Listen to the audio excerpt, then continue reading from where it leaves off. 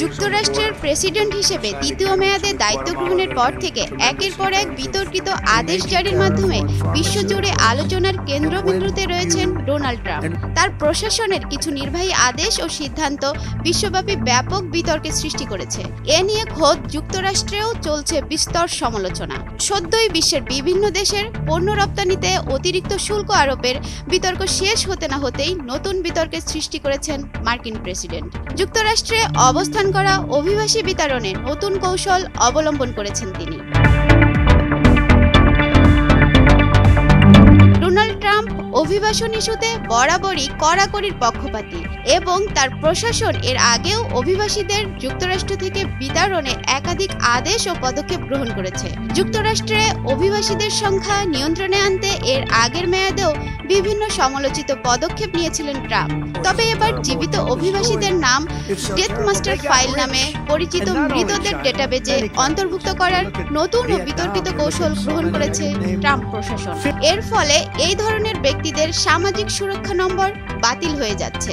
এতে তারা bank account, credit card, সরকারি সুবিধা এবং চিকিৎসা সেবা থেকে বঞ্চিত হবেন। এই পদক্ষেপের মাধ্যমে অভিবাসীদের যুক্তরাষ্ট্রে থাকা কঠিন করে তোলা হচ্ছে, যাতে তারা স্বেচ্ছায় নিজ দেশে ফিরে যেতে বাধ্য হন।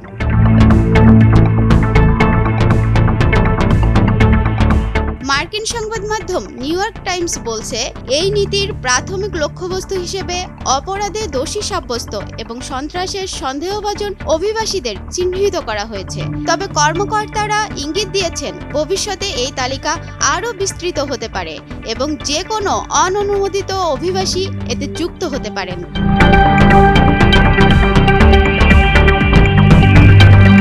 ইতোমধ্যে এই পদক্ষেপ মানবাধিকার সংস্থাগুলোর মধ্যে উদ্বেগের সৃষ্টি করেছে। তারা সমালোচনা করে বলছে, জীবিত মানুষকে মৃত ঘোষণা করে তাদের পরিচয় বাতিল করা আইনি ও নৈতিক দিক থেকে অগ্রহণযোগ্য।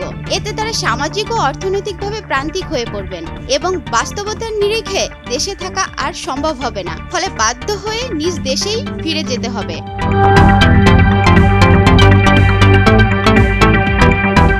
সংবাদ মাধ্যমটি আরও বলছে, এই নীতি ট্রাম্পের কঠোর অভিবাসন দর্শনেরই সম্প্রসারণ, যেখানে সীমান্ত নিরাপত্তা, অবৈধ অভিবাসন হ্রাস এবং যুক্তরাষ্ট্রের শুদ্ধ নাগরিকত্ব রক্ষা করা মূল উদ্দেশ্য হিসেবে তুলে ধরা হয়েছে। তবে সমালোচকেরা বলছেন, এই পদক্ষেপ বাস্তবে কেবল মানবিক সংকটকেই গভীর করবে, বিশেষত তাদের জন্য যারা দীর্ঘদিন ধরে মার্কিন সমাজে অবদান রেখে এসেছেন, কর প্রদান করেছেন এবং শান্তিপূর্ণভাবে বসবাস করে আসছিলেন।